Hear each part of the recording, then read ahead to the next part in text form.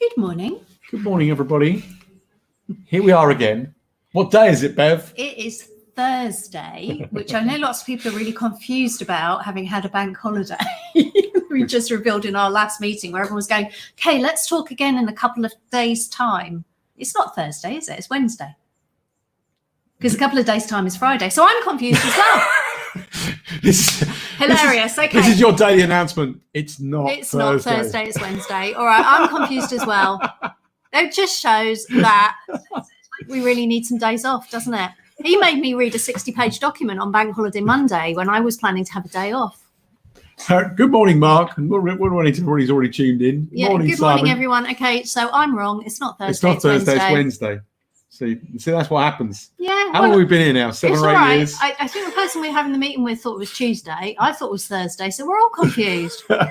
everybody's piling in. David says, David Whittle. Good morning, David. It is Wednesday. It's I Wednesday. know. I stand corrected. I'm very happy to say when I'm wrong, and I was wrong.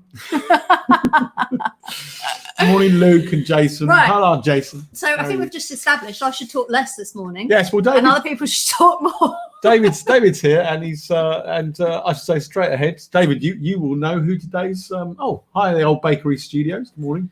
Yeah. Oh, good morning. Good evening, Japan. Konnichiwa, I think. Maybe you should finish your sentence because we need to thank Dave Whittle because he's been really helpful. And probably actually Dave and Stu win our prize for the people who've suggested. Tim Perry. Okay, Tim Perry, Stu Fletcher, Dave Whittle have suggested lots and lots of people who should come on Elevenses with us, and we've enjoyed them all. Yes. That's not to say other people haven't suggested great people, but sometimes the availabilities don't work out. But I'm going to say that once again, we are benefiting from David's input this morning, and we have another lovely guest for you. So without further ado, drum roll, please. We're going to introduce Trademark Blood. Good morning. Good morning. Good. Say again, sorry. Are you good? I'm not too bad. Not too bad. How are you? I'm confused as to what day it is. We don't even know what day it is. Do you know what day it is? Do you know where you are? It's the bank holiday. The bank holiday made it worse, I think. But every day's been blending into one for a while now, to be honest. Did you notice any difference between the bank holiday and all the other days? Not really. Not really. I know. I asked one of my team members if she had anything special planned for the bank holiday weekend, and she said, well, I'm meeting some friends on Zoom. And I'm like, but that's what you do every weekend. Yeah, exactly. Yeah. I did plan on going for a drive since the lockdown's been lifted slightly. We did plan on going somewhere. You know, to a nearby castle to test your eyesight, or 250 miles north. We did it in the end. We just stayed in the garden. Getting used to it now, I think. So yeah, if you've got a garden, I mean, we've got a lot of friends in live in Manchester or live in Liverpool and live in London who are stuck in a flat. Don't have gardens. You know, and I've seen all those things about people going to the park. But do you know what? If you haven't got a garden and you're stuck inside a one bedroom flat, or even just in a flat share, frankly, and a lot of our friends in Manchester and Liverpool. Well, parks are kind of essential. Parks are essential. Well, it's also, we discovered one of our daughters is a student, and the other one's been pre-lockdown, did quite a lot of traveling. And basically she would send messages or photos from a park in a city somewhere every day, because those green spaces are so necessary for those people that haven't got gardens, aren't they? But exactly. Your garden must be pretty essential, because you were telling us who you are in lockdown with, and you've got quite a full household, haven't you? Yeah, I've got my wife and two young children, 9 and 5. So youngish, could be younger. Are you suffering from Peppa Pig exhaustion? That's always no. Luckily, that phase has got maybe grown out of that. 8 months to maybe even a year. So I'm happy for that. They watch a bit of they watch anime now sometimes, which I actually enjoy myself. So it's quite, their tastes are catching up to mine, or maybe my tastes are lowering to theirs. Well, now we're talking about taste, we should talk about you as a performer. Do you want to introduce yourself to those people who don't know much about you and explain what you do. Sure, yeah. My name's Trademark Blood. I'm a rapper from the West Midlands, Telford in the West Midlands. The main kind of thing I do is rap. That's how I started in music, and it's what I'll always continue to do while I'm in music. Over the years, because I've been doing it for so long, I've kind of branched out to putting on events, writing songs for female vocalists, and I mean, I'm sure you know how it is once you dip your toes in, you start doing all sorts of stuff. Yeah. But rap is definitely my main. That's my main thing. They call that a portfolio career now, apparently. Yeah. Just like get up in the morning, trying to work out how to make any money out of any music at all in any way, shape, or form. Things. Apparently, that's now a portfolio career. So you must collaborate a lot with other musicians then. So presumably that's been more challenging in the current circumstances. Yeah, definitely. Yeah, a lot of things are kind of on hold because of it. Especially collaborations. I think that the main guy I kind of record with, his name's Trickster. He's a DJ, producer, and event organizer as well from Wolverhampton. We kind of got together once a week and we kind of recorded a lot of stuff. And because we put on events together, we was always talking, planning, and doing the next things, and that. Although the conversations haven't come to a halt, the productiveness has come to a hold. Obviously, I've got a semi set up here, so I can still record things, but I wouldn't release them until I'd record them in a better studio, really. So I can write, I can create the songs. I'm still doing that. I can record rough versions of the songs, but finishing the songs is I've just got a backlog now of EP. But yeah, a new track came out 30th of April. I saw on sort of Shine a Light was released on 30th of April. So was that recorded before the lockdown and like planned it was going to come out, or? Yeah, that was recorded. Yeah. Well before the lockdown, that was recorded last year. And I think the lockdown's helped in some respects because I think I've been able to concentrate on releases and stuff. And really, I'm not saying I didn't spend enough time online, but I'm definitely spending more time online and seeing some benefits from being able to kind of focus on that a bit more. But I think it's more, I don't think I didn't have the time and now I have. I just think you're looking for more to do and it's all home based. So you're like, well, what can I do for my music at home? And then you start looking at your computer thinking, well, the whole world's out there through this. So I think it's taught me in a way to kind of to work smarter with the online stuff. So where do you normally work? Is it fairly sort of West Midlands based? Is it whole UK? Is it international? Because we're having loads of conversations about activity that's local, regional, national, international, and being like 4 different stages of things. And obviously artists fit within that sort of continuum. So your career so far, where has that mostly sort of been conducted? I'd probably say UK mainly. We've done a few international shows. The music reach is definitely international. We get a lot of listeners all over the place, all over Europe, America, everywhere really. But we just started getting booked for shows in Europe just before the lockdown. Well, shows are starting up here. I can tell you actually that shows. Norway have just announced that they're going to be going to 200 capacity shows from next week, I think. Yeah, I think so. Next week. And there are some shows already happening. I think Germany's got some starting up. It's very variable across bits of Europe, but some European countries are saying they will be open for tourism. Bulgaria was the one I read this morning. Bulgaria. I'm not sure that's a big place British artists go play, but although one thing that's really interesting, because I did band management for years, and one thing that's really interesting is how quickly rap swept through international markets and has done that in a much more like complete way. Frankly, I mean, we used to be famous for guitar bands.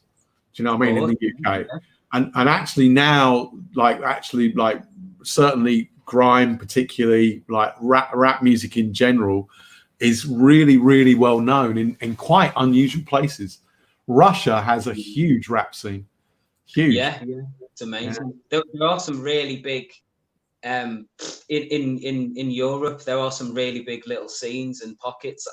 I think the first time I noticed was when like your big touring bands like Wu-Tangs and really huge like hip hop groups, they were doing like 3 dates in Germany and doing like 1 date or 2 dates in England, and you started thinking they're more, maybe not more popular, but they're doing more there than they are here.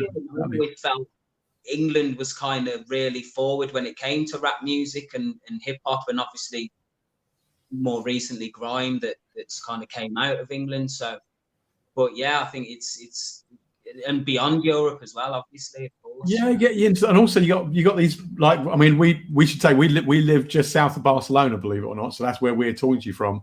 Even where we are, there is a very, very strong Catalan rap scene, entirely rapped in Catalan, very, very political.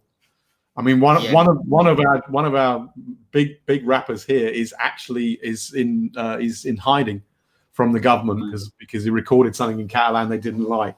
So he's actually, I think he's in the Netherlands, isn't he? I don't know. I think he fled the country, but I mean, he's I wouldn't give that. Don't give it away if you know. Yeah, well, I wasn't reading his address out, although I think he's a political. He's basically a political refugee at the moment, isn't he? Yeah, for sharing his music, which is somewhat insane in the 21st century. And it is definitely, as you travel around the world, South America as well. When I was in South America a bit, it is the language of the cutting edge of politics, definitely. Yeah, I'd say so.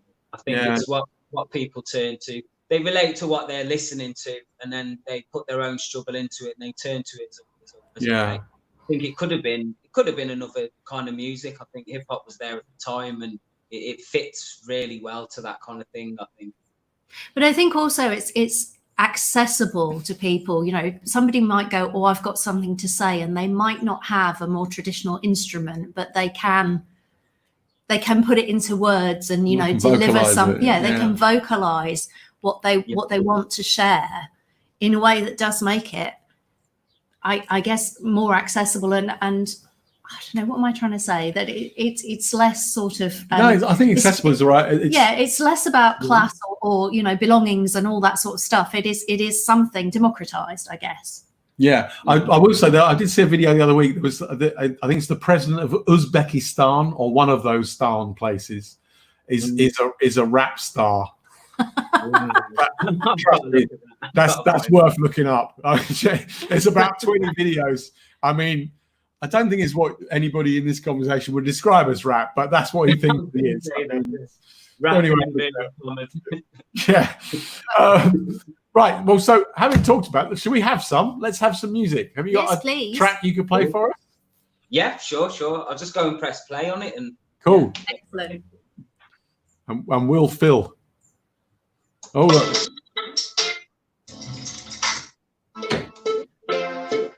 This one's called Bio. Goes like this.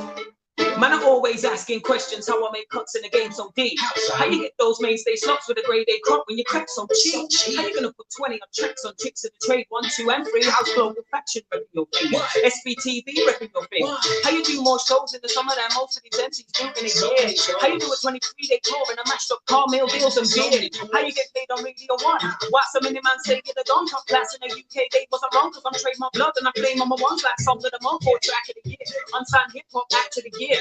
I make tracks in their heads when they hear they bounce around state like rest on a beer. Being on stage with the legends, still shut down, all about presents. They see that when they jump dead, but I come and step up there, people can't step in. Cause I'm trademark blood, that's why they wanna see me down, so I got so high. Man, I'm always say, yo, trademark, why? How you run your own business and still find time? Wife and kids think you're still on the grind. How you do it, man? Make it tell me the design. Cause I utilize every single hour of the day, never stop, give up or quit trying. Bounce up crying, get wrong from hits in the game. Festival names and I bless the flames. Shoot and see that steps on the stage and they upside down, they collect to the change. TF1's on and I kept it the same. I was kept in the lane, but I left in the plane. Spit off the 400 changes. Now the road saying ain't nobody messing with trade. You don't want to get beat with the boss. You don't want to get beat with the boss. Do you want to get beat with the ball? Beat with the ball. Beat with the ball. You don't want to get beat with the boss. You don't want to get beat with the boss. Do you want to get beat with the ball? Beat with the ball. Yo, man, I get certified rappers in this UK hip hop show. How you threaten the position so they never want to listen and pretend that they don't want to look? You run the same show, but your set go for your teeth that shine like a coal. Blood trust, that's because I'm trademark blood. Like I'm a man with a hook, Captain Trade, B&B hat in a raid. BBC glad that I came with 3 tracks that I blaze, D&D raps that I blaze. We just need clash with your mates. West Beach back on the cage, bless these track on the way, guess these cat on the play. F it bad on the spade, then get paid back to the face. Cause blood on my truth, nuclear bomb in the booth. Kim Jong on with the troops, I come with the proof. Whole crew come to the roots, man better come with the group or run for the roots. Leave some dumb with the mute, leave some home for the roof. We come, what do you do? We come, what do you do? We come, what do you do? You don't want to get beat with the boss. You don't want to get beat with the boss. Do you want to get beat with the ball? Beat with the ball, beat with the ball, fam. You don't want to get beat with the boss. You don't want to get beat with the boss. Do you want to get beat with the ball? Beat with the ball, beat with the ball, fam. You don't want to get beat with the boss. You don't want to get beat with the boss. Do you want to get beat with the ball? Beat with the ball. Yeah. Woo!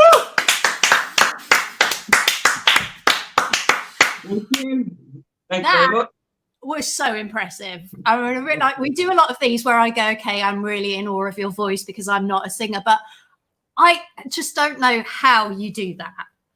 Because that was really fast and it was super fast. It was just excellent. Thank you. Thank you very much. Cheers. Cheers. It's not the fastest one I've got. I mean, it's not an area of music I know a huge amount about. I'm just incredibly impressed when I see people do it. I mean, me personally, I like to see it done live. Absolutely, because then you've got the connection that's much harder like this. Yeah, and I'm talking about those regional scenes. I can tell you there's a really amazing rap scene in French in France and in Paris. Yeah, and it's really amazing. And that is, maybe it's because it's in French as well, and I don't really speak French. But when David Whittles just said my brain couldn't think fast enough, that's what I was thinking. Rhoda's also said, yes, blood, great flow. Yeah, right. But is the speed of it a thing? Like, is that a thing that rappers admire each other for, or is it mainly about the lyrics? Is it what's the different? Do you know what I mean? How do you judge in your community? How do you judge the artistry of what it is you do? It's definitely a personal preference thing. I think people will answer differently with the same question.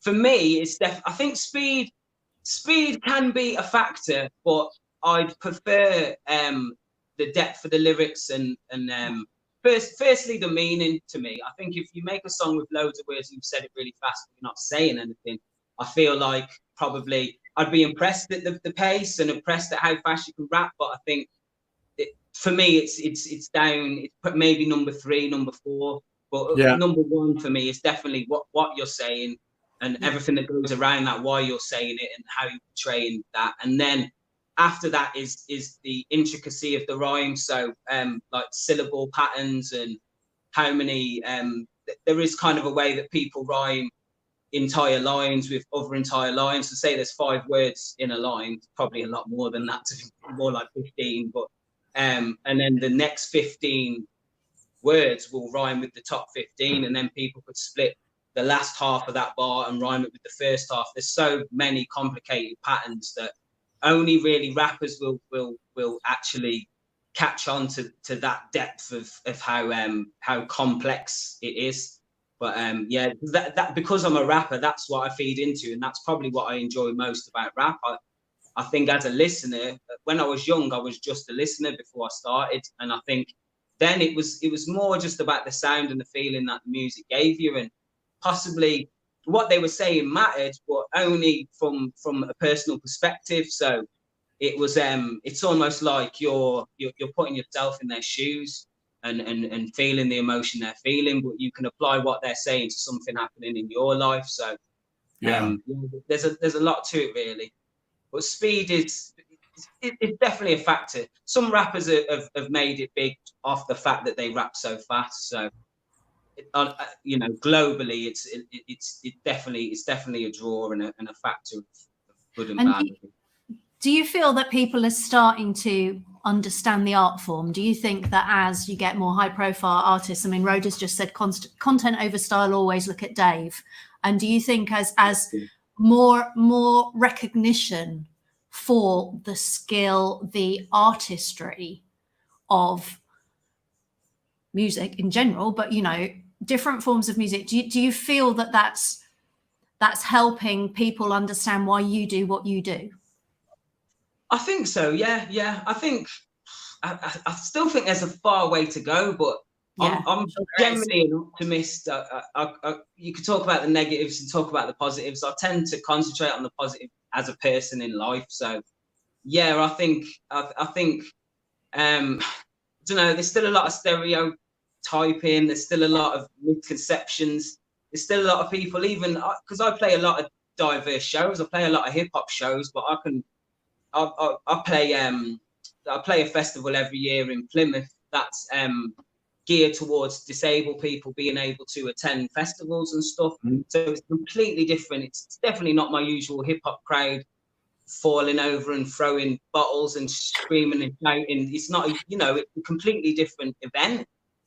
And I think like there's a lot of people there that just straight away have embraced it, and I think that's down to the personalities and the people that are representing it. And so obviously, because you have people representing it that are perhaps not representing it in the best light, you're always going to get the stereotypes, and people are always going to say, oh, because you rap, you're a gangster or this or that. And it is what it is. I think, to be honest, I don't think it's any different from a lot of other things that, you know, I think footballers get a bad rap, for example. They're all supposed to be playboys and this and that, but some of them won't be that kind of person, but yet they're tarred with that brush, you know. There's a great book by Hacienda DJ called Dave Haslam, and it's called Life After Dark. And in that book, it's kind of like a history of late night activity. And it's really interesting to read that.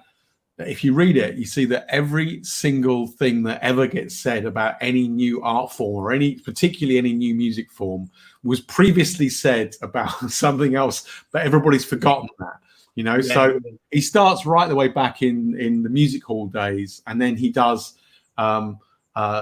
jazz, which was considered to be incredibly bad. It was full of gangsters. It was linked to crime, you know, all these things. And then there's a quote from the 1920s, isn't there, about literally how music will be the ruin of society, and everybody involved in it is a criminal, and it's just you could take it and you could apply it to everything anybody says now. But everything that comes out, they always say the same things, and then 10, 15 years later, it starts to enter the mainstream. People start to see the value and the thing in it, and then they just move all those comments onto the next thing. Yeah, but of course, the reason people are artists, they are musicians, is they've got something and they want to communicate, and they've got a passion for it. And I think that's the thing with rap, is a good rapper, they're communicating their passion. And I just think, particularly live, as you say, is why it's such a great thing to be in the room. I was going to talk about that passion. Yeah, that French rap show. I went to about 5 or 6 incredibly dangerous places actually in Paris, and they were all, I mean, fantastic crowds, absolutely going mad. Really, really like some of the liveliest crowds I've ever seen at shows anywhere. And each lineup we went to was about between sort of 5 and 12 performers, all of whom were on stage at the same time. So it was like a collective. You know, they were presenting this collective stuff in this venue and everything else. And we, as people who work in the music industry, were wandering from one to the other, just going, "Okay, what have we missed here?" Because they had huge lines of people outside. The place was going absolutely crazy, and it was music you'd never heard, you know. And it was just an incredible scene of it, and you're just like, "Wow, this is really connecting with people in a way that, frankly, a lot of the stuff that the music industry puts out is just not connecting anymore, you know." Yeah, of course, yeah. Have you heard about the connection? Have you got another track you could do for us? I have, yeah, of course, yeah. Excellent. I'll do something different this time.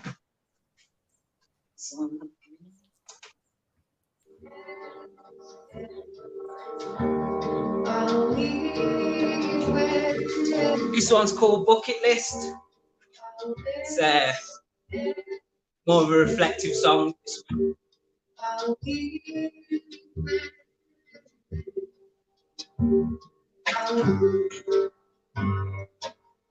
Yo.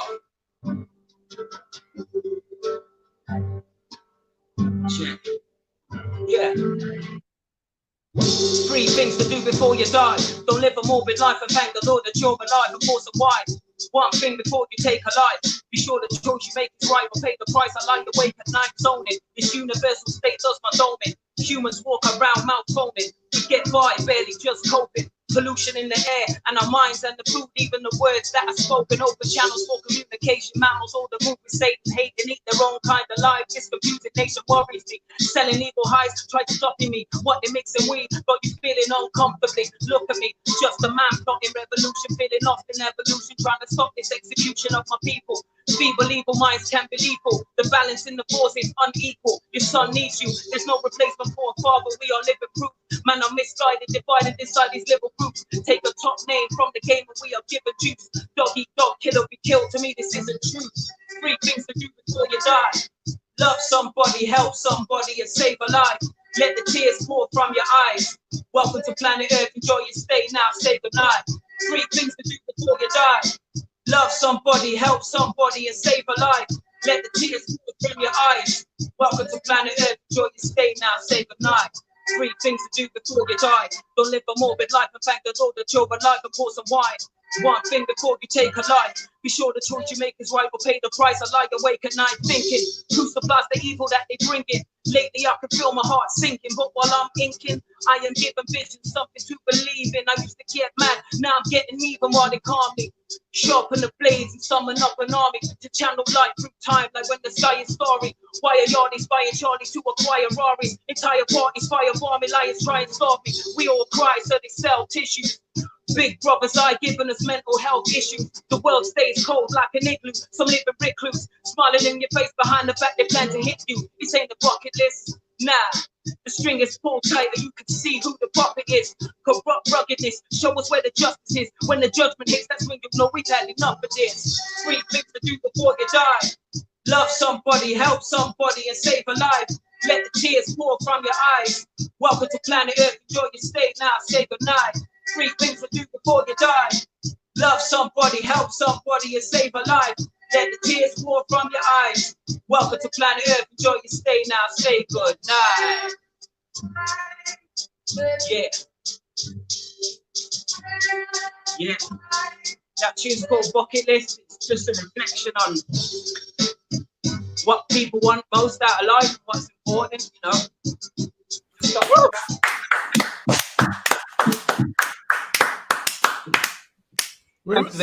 Thank you. Really properly good. We were just do you know what, we were both sitting here slightly stunned, just trying to tune into all the lyrics. But when you were finishing, we were just saying, isn't it interesting actually listening to the social conscious part of that lyrics, and then the discussion we had from before that about people's opinion that rap or whatever is this thing or this thing, or it's a dangerous art form or whatever. The strike between those two is just, I think that just perfectly illustrates it. Yeah. You know? It's such a positive track, you know, it's a real, you being a positive person trying to communicate that to other people. There's nothing negative in that at all. And yet rap quite often gets that bad reputation. And I mean, it's frustrating, but onward. You know? I feel kind of obliged to make songs like that. Not only it's me anyway, it's who I am. I write whatever I want to write, but I feel obliged to because of opinions that I've been exposed to over the years, and people have been like, "Oh, rap's all this, rap's all that," and you're like, "Well, I'm not that as a person, so how would you know?" Because really, most rappers, the majority of them are just conveying who they are, their thoughts, their ideas, what they've seen. No different from any other musicians, really. So it's nice to go to. I love playing my normal hip hop shows. That's would always be my favorite. But it's just great to go to an event and you're the only rapper on. There's a crowd there that didn't come for rap music, didn't come for hip hop or grime or anything, and then you just deliver a few songs, and when you finish your set, they come up to you and they're like, "Can I get some of your music?" And I really love that song you did about this, and it's a great feeling. It really is nice to know that you're spreading positive hip hop out there, as well as like doing your thing, No, absolutely. I think that's an excellent point. Yeah, I really thank you so much for coming on. It's been an absolute pleasure to meet you. Thanks for having me. I hope that we'll get to see you in person rather than just on a screen, because I really like what you do, and I think that your positivity is fantastic. We want to direct people to the trademarkblood.com website for anyone who wants to check out more about what you do. And I'd strongly advise going to Spotify and typing in Trademark Blood, because I was actually late to I was just telling you, I was late to the broadcast because I got into listening to the music. Yeah. I'm like, oh, this guy's coming on, brilliant. But we need to go because we've got another meeting, unfortunately. Yes. But thank you so much. It's been lovely. Thanks for having me. To share this half hour with you. Thank you very much for coming in. See you soon. Thank you. See you. Excellent again. That was really lovely. So much great stuff out there. I know. And yeah, just great to have the opportunity to chat as well as to enjoy the music. And I hope that we'll have more opportunity to hear more from Trademark Blood. Yes. We've got a meeting to go to. We have. So we'll speak to you all soon. See you tomorrow. See you tomorrow. Bye. Bye.